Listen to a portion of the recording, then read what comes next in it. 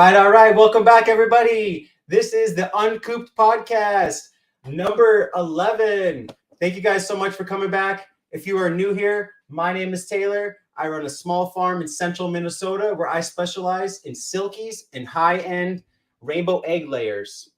Tonight, we got a special guest, someone I met through the reptile world, but ended up we have a lot more in common than just reptiles. We're both super passionate about breeding animals. This guy's got a wealth of knowledge about animal breedings. But before we get started, tonight's episode is actually sponsored by Eaton Pet and Pasture. Eaton Pet and Pasture is one of the number one sources for hemp bedding. They are my favorite new bedding. It's super absorbent, dry, no dust in there.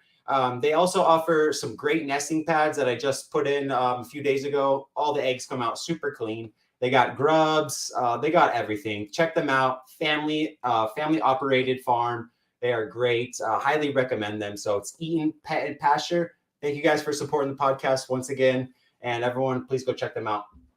So, I was absent a couple of weeks. Unfortunately, we did have a passing of one of our dogs, Boogie, and RIP to a legend. He will always be missed, but I had to take a kind of a mental break. But we're back better than ever. And let's get this started. Let's welcome Chris from the Texas Kid. Howdy, howdy. Thank you for having me on. Yeah, definitely, man. Yeah, we kind of connected through actually the podcast. Funny enough, I had Jessica on from the Holdback Rack, and then you had reached out and started following my page through that, I believe. And I was like, this guy is so cool. He's got some great content, got some beautiful animals. So introduce yourself a little bit to everyone. Thank you. I'm Christian Lujan. I go by Chris. They call me the Texas Kid after Billy the Kid. I'm from El Paso, from West Texas. So I've always just been about this rural lifestyle. Like, we always had goats, chickens, rabbits, donkeys. Like you name it, we've had it like at one point. But I'm grateful to have grown up the way that I did, because animals are fantastic. They just bring fulfillment to like one's life, and they're amazing. So I'm very grateful how I grew up. Oh yeah, definitely, man. Yeah, I love these animals. I actually grew up a little bit different of a lifestyle, where I was grew up in San Diego, city life and the beach life. Okay. And I moved out here to Minnesota about 7 years ago, and I took full on to the animals. I was obsessed. My wife was in 4-H and FFA and all that, so she was very into all the breeding as well. Heck yeah. But that's good experience, because I've never had like vacations to places like that, because I'm always working here with all these animals. So I get jealous. I get curious of that other life. Like right. There's so the lifestyles are so different now, but it's good. But I've been stuck here at the farm since I was 12 years old. Yeah, taking care of animals, it's hard to go on vacation, or even when you do go on vacation, I'm missing my animals, and I'm missing my routine of feeding everyone, waking up early, hearing all the sounds and everything. So I'm sure you're aware of that as well. Yeah. How did you kind of get started? You mentioned that you started breeding, what was it, rabbits? When that was the first animal that you started to kind of get into? Yeah, so when I was like 12 years old, my parents wanted to teach me about how the economy worked. Yep. So I had to make my own money to buy like my own Xbox games and stuff. So my dad was always in FFA. I wasn't, since they didn't have that program while I was in school. But my dad was always giving me those secondhand lessons. So he started me off with some rabbits. He taught me that if you have rabbits, that your family will basically never starve, So it's a good fundamental an animal that you can breed for show quality or for meat. So they're a good starter animal, and they're not too hard to breed. So I got started with those rabbits, and I just like kick-started, because he showed me once how to sex them and like how to breed them, and after that he really didn't help me out. I was on my own. I started buying blue Dutch rabbits. I had the mini Rexes. I had so many lines But that was just me, just as a I was always like a businessman. Like, I would always do something and at least bring a profit in, or at least kind of be like make what I put into it back. Like, so that's always been me. So it started with those rabbits, and then my dad always had roosters too. So ever since I was old enough to carry like a feed bucket, I was feeding chickens and feeding all the babies and stuff. So yeah, I was just like, it's an everyday part of life. Like before I went to school, I had to feed like 200 chickens and Oh my all. gosh. Yeah, like I used to wake up like earlier than most kids, but when you do that so often and you do it every day, like you just start to see them grow, and I just fell in love with it. So it takes a lot of time, but I mean it's awesome if you like to see progress. So, and that's always been me. So yeah, I find a lot of joy in it.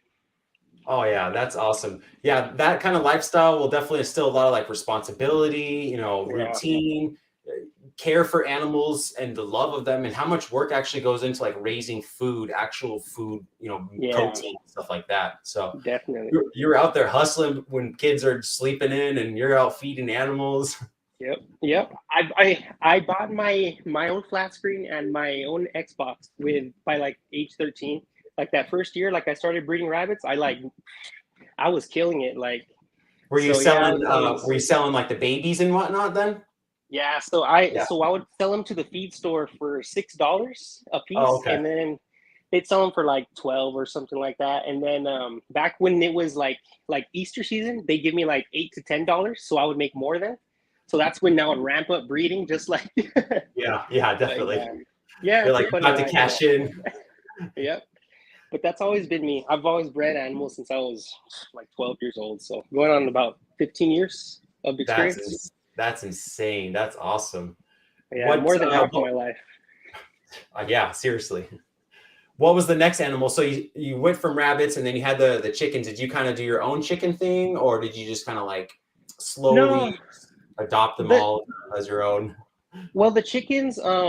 My dad bred American games, so I was I was always just a spectator. Like I would watch what he would do, and because those you have to keep them really in shape. So it's a lot goes into feeding, and it's like a deworming program. It's a lot of upkeep. So seeing my dad do that is like, wow, like they get treated like racehorses, like almost. So I don't know. It's just always learning something new, but I don't know, just a lot of responsibility.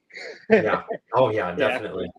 yeah, What breed do you work with specifically? Because you're telling me about some crazy breeds. I actually didn't even know one of them. So yeah. explain to the guests like what breeds you work with. All right, let's do a checklist, right? So we Yeah. do American game fowl. We do a miniature Aztec bantams, which is the smallest breed in the world. Wow. Legs under 3 inches. They're little short. They're so funny. Let's see. We have the shamos, which are Orientals from Japan. Those are one of the oldest breeds. They're since the beginning, like of time, going on 2,000 years. So Wow. we've got the shamos. We've got the A seals, which is kind of like the shamos. They're supposedly the most pure breed in the world since they've been bred for 2,000 years since yeah the beginning of time. And then we have the black Japanese, which are Orientals too, the black Japs. Um, and that's it right now. That's it. Um, but I used to have my domestic egg layers, but when I bought the property that I'm currently at, I kind of just like moved that flock out because I wanted like a fresh start, and so I just kept all of those other projects. But my egg layers, I kind of moved them out because they were getting old. So Yeah. yeah, just retire them and start fresh. Yep. But yeah, Exactly. That's yeah, crazy. Those are some cool breeds, I'm sure. How yeah. did your father kind of have those, or did you kind of get into them like yourself with certain breeds? Well, my father was only like the American games, but Okay. he passed a couple years back, so that just fueled my fire just to like Oh yeah. take to carry that mantle, like of like my dad was always like a breeder. he's had bloodlines for that he maintained pure for like his whole life since he was like my age and stuff. So 40 or 50 years. So I felt obligated to carry on my family, what they're known for. And you're carrying on the legend for sure, the legacy. Yeah, I breed everything. I mean, I just like to maintain things, like, you know, whether it's history, whether it's someone's reputation. I just like to preserve that, like, you know, that's always been my fascination. And same with all the geckos and stuff, with the ball pythons, like I just take pride in preserving someone's legacy. That's I don't know. Yeah, for sure. And plus it's like collecting too. So like you're collecting these historical legacies. Like it's literally amazing to me. Yeah. And you're creating your own legacy as well too. Yeah, exactly. That's a beautiful thing. You can take those animals from those legendary breeders, cross them, create your own twist on it, and be known for that. So that's why I love breeding. It's just you can make your stamp like on the world. And oh yeah, for sure. Yeah, it's cool. It's been so much fun to dive into the reptile world for me. For people that don't know, you also breed reptiles as well. So that's kind of, would you say that's your main focus, or you know, or you kind of got a balance of both between the poultry, the reptiles? I'd say it's about a balance of both. We do a lot of reptile. I think we saw last year. I matched my my work salary just off reptiles. So I love it. We did quite a bit. So I wouldn't say that it's like not too much, but it's a lot of work. So I'm always working, like, you know, right when I get home, it's start watering, start feeding, and then when I come inside, it's start feeding geckos. Oh yeah. We'll get into the geckos in just a little bit here, but let's continue on the chicken stuff. So do you actually sell chickens? Do you show chickens? What do you kind of create, like a profit, I guess, for farm, or is it just kind of like building and breeding as well? I'm mostly a breeder, so I hardly sell my chickens. And when I do sell them, a lot of people don't buy them because I ask a lot for them, because I know what I have invested in them. Yep. And some of my brood hens, like I paid up to $500 for and stuff. So I breed for show quality, and I just take a lot of pride in it. And it's very hard for me to let them go for it's so hard for like hens. Like I wouldn't let them go for under like 100, but that's just because I paid a lot for them. But and I also don't like to put out a product that has any defects. So I'm a very picky breeder. So I take pride in everything that I produce. If I produce a chick with a crooked toe, I'm not gonna I unfortunately put that animal down because it has to meet the breed standard. Yeah. And exactly. I'm just a hard-headed breeder, so I try to breed for perfection. And when you try to breed for perfection, your asking price can kind of go up because your animals are higher quality and your standard is a little higher. So it's kind of hard for me to sell chickens, but when I do, like, you know, I'll sell them to someone local. Just I'd rather give it to them than try to sell it because they don't want to right. pay me. But I have been blessed with some good local customers that they pay what I ask for them, and they come back and they buy 2 or 3 more because they love that product. So I'd rather sell small and sell for what they're worth than undercut my my other local peers that are trying to sell theirs. But it's just I'm a very picky breeder, and I just take pride in it's hard. If it's not perfect, I don't even want to sell it because they're gonna say, hey, this guy sold me like a chicken with a crooked foot, like. So it's like, it definitely shows your passion in them and how much you really care about them, and kind of keep creating that legacy of your own as well too. You want to keep that stamp on there, that approval. Yeah, and then especially like in breeding, you just want to have your genetics locked in, like, you know, because a lot of that stuff is genetic, and you just don't want to have that in your flock, like, you know, because then it starts to pop up later. And they start to have small issues, like if they have a crooked toe, they're not going to ever really roost right. So it just brings up problems later on for the customer. Oh yeah, so, definitely. Yeah. Do those breeds, are they kind of like on the lower end of eggs, or Do they lay like prolific amount of eggs, or what's the egg count for them? The American games, they lay about every other day. Some of them every day. But of course, they're not as consistent throughout the entire year as like domestic layers. But side by side, I put my Shamos and my Oriental hens up against any domestic layer. I'm sure that these Orientals outlay them because Nice.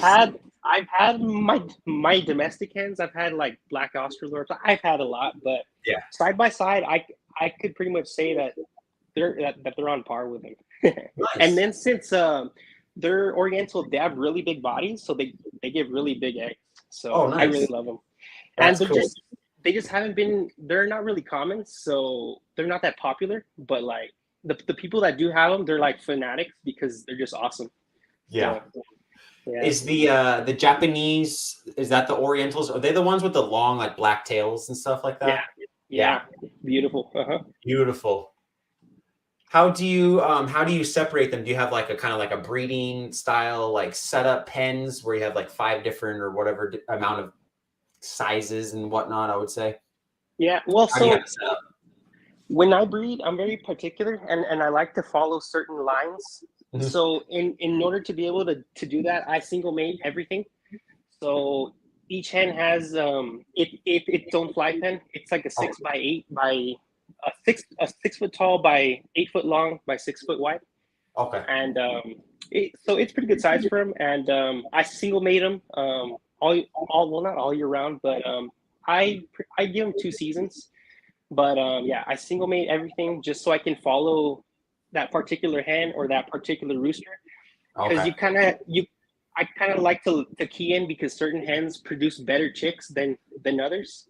And once you can identify that hen, that's your golden hen. You focus on breeding that hen, because you kind of notice that the offspring don't come out as robust, or you kind of notice that when you can single mate them. So yeah, I stick with a single mate.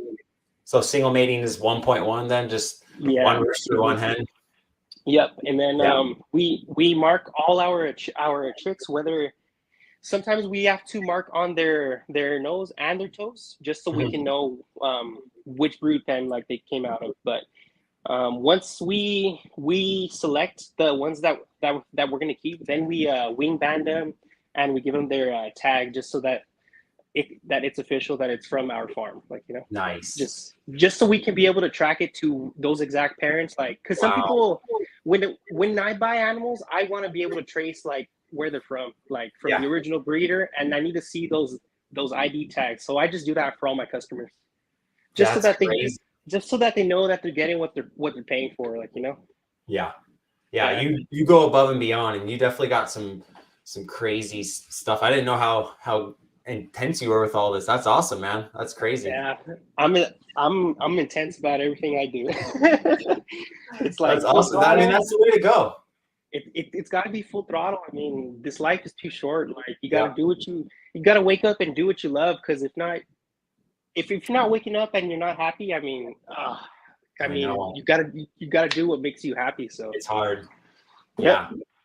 So I'm sure you got a lot of eggs then, right? How do you kind of manage all of your eggs? Do you like hatch your own? Do you eat? I mean, what do you do with all your breeds? Well, my property is not that big. We're about 1 acre. So I gotta be strict about hatching and stuff. So I do a couple hatches. Like I'll hatch about 200 and I'll end up with about 50 after selecting and then selling off those that we don't keep. So I end up with a lot of about 50. But I mean, as far as eggs, like we sell them locally. Back when I had my egg layers, we also had our own plant shop. So I sold those bonsai trees, and my wife sold like exotic plants and stuff. So we would set up at farmers markets, and we'd sell our organic eggs from like our Easter eggers, like the colorful ones and stuff, and they'd sell like really fast. So, but but locally, like people want organic eggs. They want good eggs. Like I don't know. So it's not really like a problem. And then they'll pay like $5 like a dozen. No problem. Yeah, definitely. Yeah, I haven't had too much problem selling eggs. Post them on Facebook or something. You got some good local customers, and they always come back. So I do need to hit you up for some silkies. My wife wants some again. Oh yes, silkies. I'm gonna have to buy some off you. Yeah, silkies are my favorite, man. I dialed in on the silkies. I kind of like my area. Yeah, they're really fun. They're almost like a different breed of chickens, just because they don't roost. You know, they're just so unique. They're fun to breed. My wife was involved in like breeding Nigerian dwarf goats.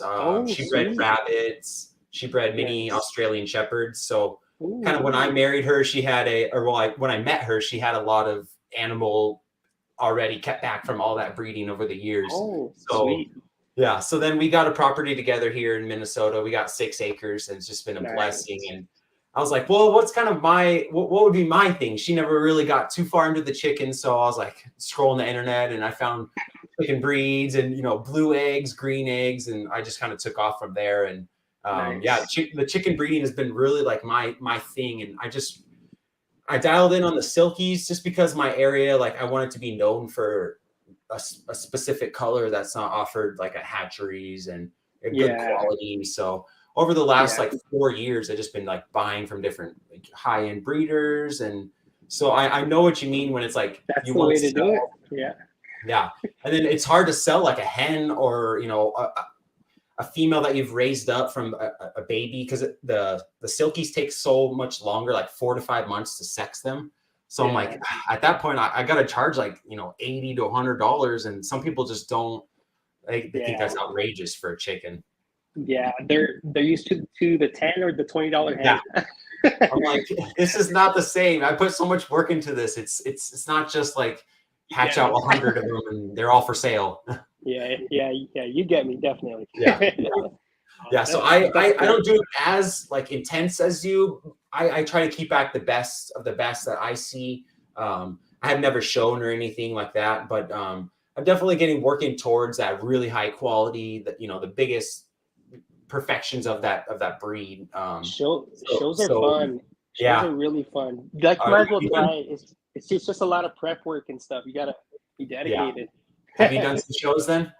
Yeah, back in the day, I haven't recently since I got this property. Since I'm kind of like I'm starting fresh, because oh my gosh, back in 2019 we were at our peak, like with all our projects, and a pack of dogs got into my parents' place. That's where I used to have everything, and they wiped everything out. I had just bought a trio of nice silkies that I was gonna start to breed when I got my own place. So it's like, man, like by now I would have had really nice silkies, but those dogs got in and ravaged everything, and we basically had to start fresh again. It was really devastating. Yeah. Unfortunately, learning over the years, chickens are like the number one item that every single animal loves to eat. Yeah.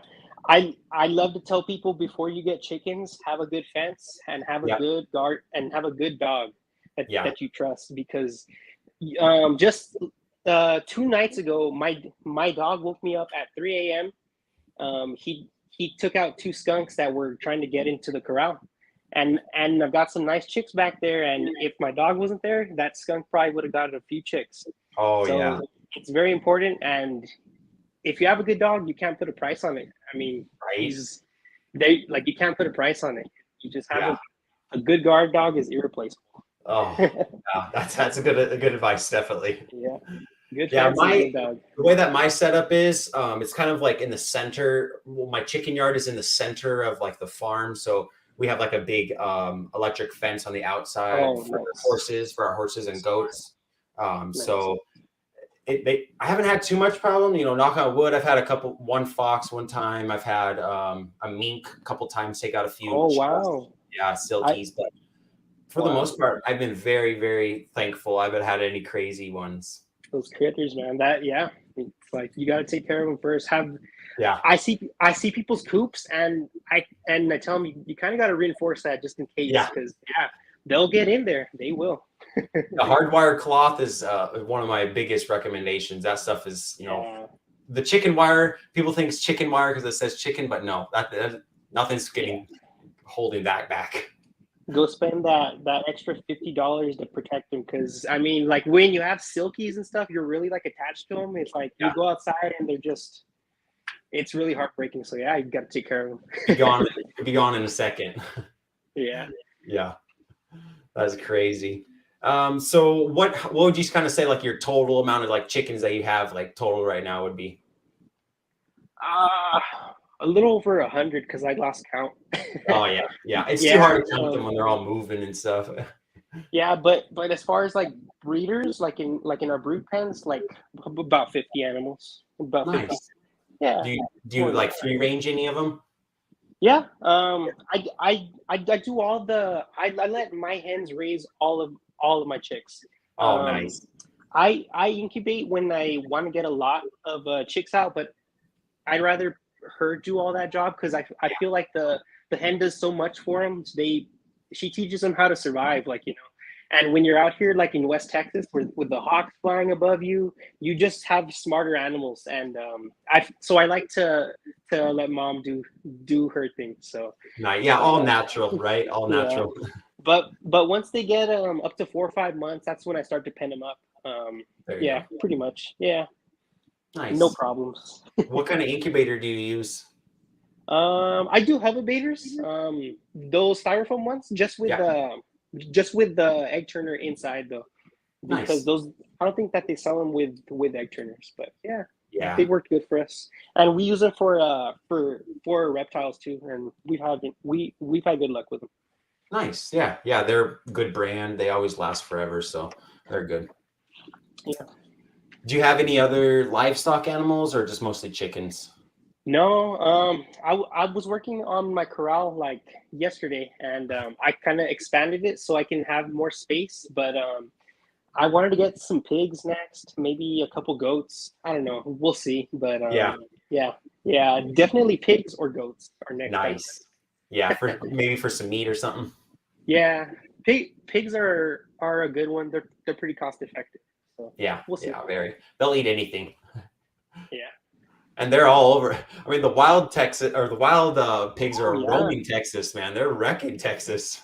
Yeah, they're crazy. Oh, that's awesome, man. So let's talk a little bit about the reptiles. So I know you specialize in what is it? Leopard geckos. I know you have some ball pythons as well. Yeah, that's pretty much it. I try to be known most for the geckos because I don't know. I feel like that's where I have the biggest footprint. So I just want to kind of set my own stamp in that area.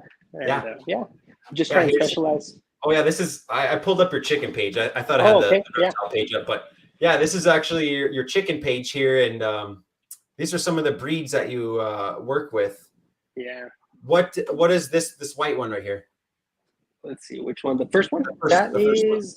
That one, believe it or not, is a pure pumpkin. So when you cross those gold pumpkins, you sometimes get that throwback, the white pumpkin, the pure white. And then some come out with the gold head. Okay. So those are. It just depends, but they come out pure white or gold and white. Beautiful. Oh, those are my favorite. Yeah. Yeah. I think I paid the most for those parents. That pumpkin right there on the bottom left, that's his dad right there. This one? That's his dad. Yeah. Oh. Yeah. That is such a cool. Yeah, I paid $1,000 for him. How much? I paid $1,000 for him. I love it, man. That's what we're talking about when like in the reptile world, you know, in the chicken world, you're paying like $100 sometimes, but there are some big breeds out there that are very expensive like that. I was I was noticing that Miguel from Always Like Evolving, he was into roosters, and that's what kind of made me get out of my shell, just because I had never really taken pride in like showing my stuff, so I started showing off like my stuff. I mean, why not? Might as well. Yeah, definitely. Social media has been a great outlet for that, to be able to show your passion and get you a little bit more known out there and be able to expand like your, economic income as well too. Yeah, definitely. Yeah, there they are. So here's your gecko page. How did you kind of get into the geckos then? Because did your family were into reptiles at all, or Not it's at just all. kind of your Not at own all. adventure? So the reptiles, since I was always like a breeder, I was a typical COVID breeder. Like, I popped Yep. up during COVID. We got that extra stimulus, and I started looking at other animals, and I found geckos. And my local buddy was just a high end breeder, and he turned into be like a mentor. So I got hooked on him because That's when you have like a person that has access to like high quality animals, I mean, it's like they can help you like skyrocket so fast, like. oh yeah. Yeah, Yeah. And so then I got lucky.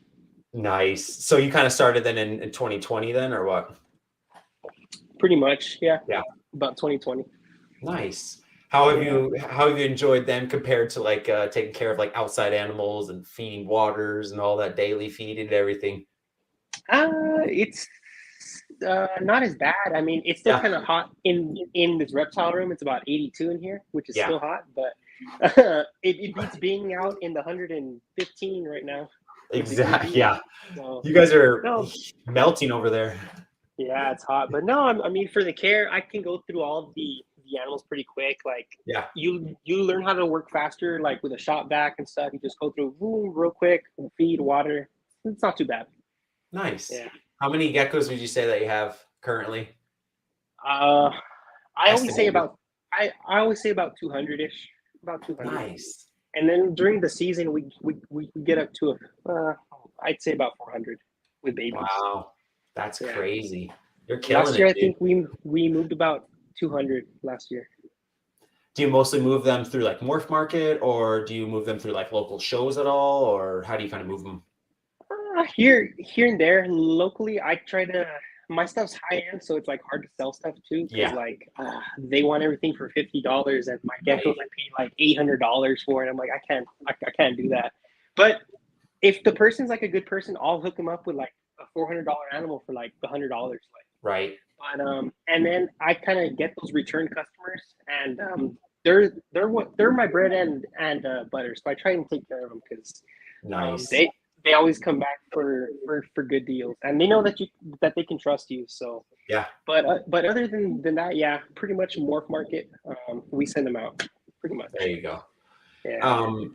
What is your kind of experience with like shipping animals? I still have yet to ship any like live animals. I've shipped eggs all around, but I've Okay. never shipped animals. How is it like? I feel like I would be so stressed and looking at the tracking and the first few Yeah. times at least for sure.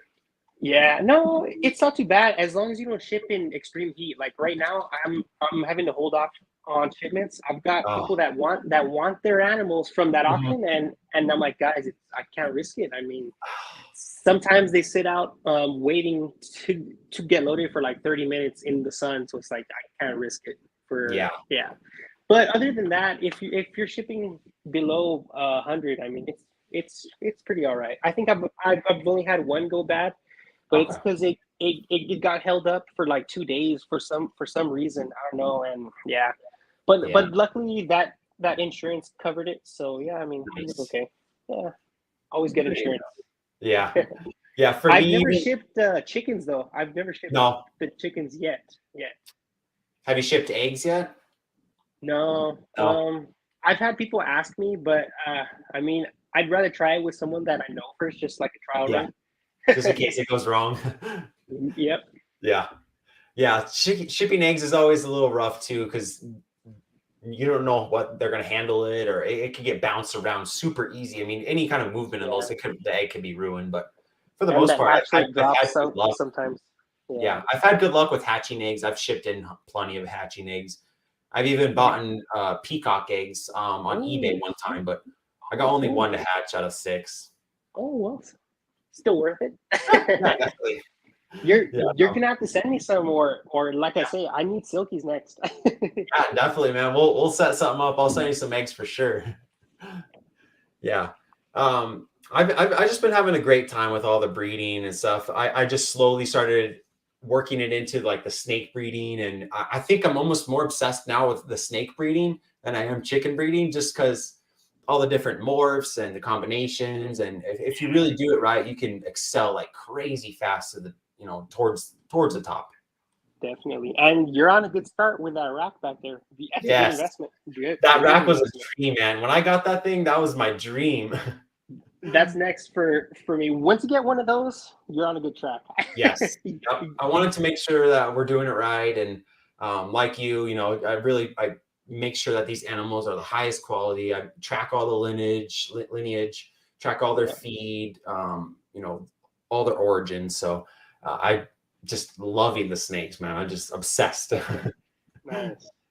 So I'm going to kind of combine all my worlds with, you know, social media, the snakes, the chickens. I'm really ramping up my rodent production right now. And I'm trying to breed. Yeah. It's a lot. Rodents are a lot, but it's also like another kind of fun way of breeding animals as well, because it's a science to them too, you know? Yeah. Yeah. So you're really ramping up. That's good. Yeah. That's good. I'm trying to be able to provide, like, sell some, because right now I only breed just mostly for our collection. True. So nice. I would love to be able to, like, sell, you know, make a little bit of money on the side. That would be sick. Heck yeah. Awesome. Yeah.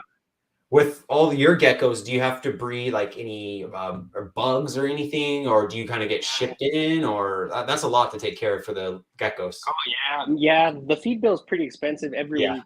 And that's why it's like you have to be creating these animals to justify the food bill, and it's like you that's why you kind of gotta you kind of have to go full throttle, because you just gotta stay profitable. But if you do it right, I mean, it pays for itself. Like, you know, I sold geckos and they paid for feeders this week. So, but I do buy wholesale, but it's still not enough sometimes. So I do breed dubia roaches and mealworms, just so I can give to the chickens too. Yeah, mealworms are pretty easy. I do want to start black soldier fly larva too. Yes, I know the chickens love those also. yeah. Those ones are super easy, similar to mealworms as well. Yeah. Cool. Yeah. We've got to get started. Yeah, a lot of companies are really taking off at those, and there are a lot of different companies are offering, you know, the fly feeders is where it's at. Yeah. Because the leopard geckos, they eat mostly like bugs, or are they similar with like crested geckos where they eat like a mash? They do make like a mash, but it's a mash of insects. So they're insectivores. So yeah, you kind of gotta just stay on top of it. But they're not too bad. They're pretty easy. Nice. What would you say is easier, the chickens or the geckos? The geckos, definitely. Yeah. But as far as like interacting with, you can't beat the chickens. I mean, they're all just their own character. Like, it's so funny, and you get to know that chicken, and when you go to feed them that day, like they come up to you and they kind of give you like they kind of tell you how they're feeling that day and stuff, and I kind of like it. So. Oh yeah. Yeah, I mean, I love all the reptiles, but you know, there are only so much kind of interaction with them, and the chickens are fun, and they have personalities, and you know, I love the chickens. So like I love it when I go to feed and the rooster just comes up and starts dancing. It's like, oh, he's happy. He's living a happy life. The guy's happy. The little rooster dance is too funny. Yep. Do those little bantam roosters are always like my favorite, because their little crows are so funny. Yep. They don't sound full, like they're full right, but they're unique. They sound like prepubescent, like, you know, little squeaky toys. They're fun. Hey, if you ever want eggs, I could send you some of those. So you just let me know of the bantams. Yeah, definitely. We'll do a little swap here, man. That would be sick. Some silkies for some bantams. That would be sick. Little bantams. Yep. Right. Do you have any? You said you wanted to get maybe pigs. Do you have any goals of like a dream animal that you would ever want? Like maybe you couldn't have, or if you could. I've always been into crocodilians to an extent, but if I get some, like, I want to have a pond like in my yard, like, you know, I'm like, I want to be that crazy neighbor with dwarf caimans in this front yard. Yes. But monitors and everything. Yeah, but as far as like the farm, like, you know, I probably want to get into horses for my wife, just because I know that she wants to get into it. So And I've owned horses, but from afar. Like they were at my uncle's farm, like in New Mexico, and I would Oh, only okay. go like once a year. Yeah, So yeah. they weren't technically mine, but Right. I've always wanted one just to learn. I know they're a lot of work and they're expensive. So Yeah. oh well, we'll But see. yeah, they're really unique animals. They definitely teach you a lot about, responsibility and, the power of an animal. They're just Oh yeah, beasts. yeah, they're fascinating. They're amazing. Yeah. My wife that was always her like dream animal was a horse, and she bought a horse with her allowance money when she was like 12 years old. So we still got her today. She's 34 years old, so she's still kicking. Oh wow, that's awesome. Great Yeah. investment. Worth it. Yeah. I mean, she eats a lot, so we just had to pay a hay bill. So I don't know. Oh Yeah, the horses are a lot for me, but she enjoys my passion, so I enjoy her passion. oh, awesome, awesome. Yeah, yeah. Is your wife pretty, supportive in all your hobbies and Oh animal yeah. endeavors? Yeah, I've got her back. She created my logo, so Nice. thanks to her. Yeah, She's my creative side. So, and like I say, in the past, she had her plant shop, so I trusted her with that endeavor, and yeah, we kind of learned to trust each other because like if we were able to have a plant shop, she could trust me to push my business this to the next level. So yeah. like I just bought my facility that I'm working so I can move all these reptiles into a separate building in my Yeah, backyard. So that's yeah, I sick. mean you just gotta keep pushing forward, keep waking Yeah, up and work every day. yeah. What did you just buy? Didn't you just buy, what is it? This little thing right here?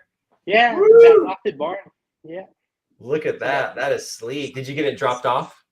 yeah. So now I just gotta build it out on the inside. But that Oh, reptile auction, oh my god, it's gonna fund a lot of it. That auction went really nice. good. Yeah, Yeah. thank God. Yeah, you were recently on last week. You were on an auction with the holdback rack, and you guys were all auctioning off different reptiles and snakes and all that. And oh my gosh, it's been so fun to watch. I love those. Yeah, I'm lucky just to get to know the people that run it. They're awesome, and just meeting people just through animals like yourself too. Yeah, It's just good to meet people, and you get those opportunities to just like be highlighted, and it's awesome, man. I'm oh, always grateful. I'm always oh, grateful. totally, I totally agree. Good Jessica and friends. Jana are some of my favorite people. I love watching their podcasts every week. It's been really inspiring for me as well too. So I had to have Jessica on. Just to see people grow. Heck yeah. Yeah, Hmm. exactly. It's like posting on social media is like watching like your journal, like a living journal of your life, and you look back and be like, oh my god, I remember when they were just that small, and I remember I Yeah, bred that and made that. And exactly. I really took into social media and working with different brands, and it's just been such a blessing that I'm getting that much closer to my dream of working from home and working for myself. That's just always been a dream of mine. Oh, So I'm in the same boat with you. So yes, I could tell. keep keep on. Yeah. Yes, We can do we're it. entrepreneurs at heart, man. Yeah. Yeah. I could tell. I could tell we're similar in that mindset. We got that good mindset, so we're out there to better the world and better ourselves as well. Yeah. Yeah, yeah. It's been great because I've got to know people like you that I would not have normally ever connected with. But look how much we got in common, man. We have a lot more in common than we do not. Exactly. We all have to work together. We all just have to learn how to respect each other and what we all love. I mean, Yeah, like they're always trying to take our rights from us, so we just gotta always just defend us, like yeah, defend each other, and exactly. we're all just gonna keep getting better. So Yep, yeah, good exactly, luck. man. Well, it's been great chatting with you. I got a couple questions here before we leave. We got some hot seat questions for you. I got one specific one just for you, but some other ones as well. So, all right, you ready? Sure, All let's go. right. First one: cooped or uncooped? Uncooped until they're old enough because I'd like to single mate, so we gotta Yeah, pen them up. that makes sense. Yeah, Do you prefer crumbles or pellets? pellets. Easy. Pellets. Yeah. Rainbow eggs or brown and whites? For my customers, rainbow eggs for breeding brown and Yeah. whites. I'm sure your little bantam breeds, they lay like a white and brown eggs or something, I'm sure, right? Yeah. Yeah. Favorite type of bedding that you use? Horse manure. Yes. Yeah. It's actually very healthy for us. So Yeah. horse manure or straw, if not. Yeah. Yeah, definitely. Favorite treat for your chickens?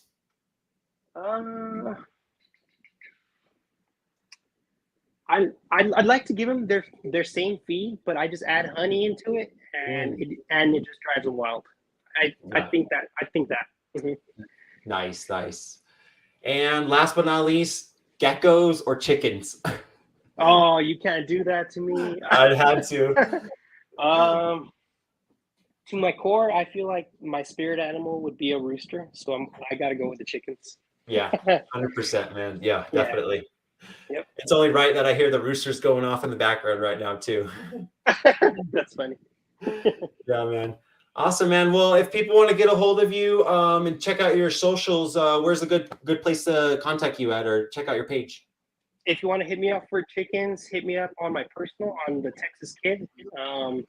If you want to hit me up for reptiles on Texas Kid Reptiles, or whichever, just tell me what you're looking for, and I'll take care of you. I mean, yeah. I try to take care of everyone. I only offer you the best, and if I'm gonna sell you like a breeding pair, I'm gonna sell you a pair that works together. I'm not gonna cheat you, So yeah, just hit me up. I'll try shipping this year if anyone wants to purchase some Oriental fowl. I mean, if you want to try them out. But yeah, I mean, just let me know. I'm always open. Yeah, man, that's awesome. Yeah, definitely reach out, check out his page, give him a follow, give him a like. Great dude. It's been great getting to know you a little bit more, Chris. And I hope that we, keep connecting, and hopefully let's do like a little collab or something on Reels or something, man. That would be fun.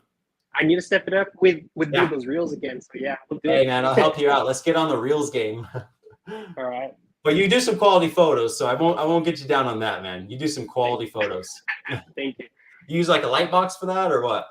No, well, sometimes, but yeah, with the DSLR, just get the full. Oh, there you go. Yeah. Nice. Awesome, man. Well, everyone, please give the Texas Kid Chris a follow, and we'll be in chat, man. Thanks you so much for having you on. Thank you. Yes, definitely. We'll see you soon. All right, everybody, that concludes another episode of the Uncooped podcast. I just want to thank everyone for continuing to follow. If you can, please give it a like, hit that notification bell, give it a follow. Really appreciate everything. Chakra Chickens is going great right now. We got brand deals. We got so many videos coming out. Chakra Scales. If you don't follow me already on my snake page, please follow us. We got a very, very big podcast that we're actually on that's airing tomorrow, July 15th. We were voted as the best breeder of July for the new breeders. 15 minutes of lame, Snakes and the Fat Man. I'm super honored. I just love this life. I'm so thankful for all you guys. So please give it a like, follow, share, and subscribe. Thank you guys so much. And we will see you guys in the next episode. Peace.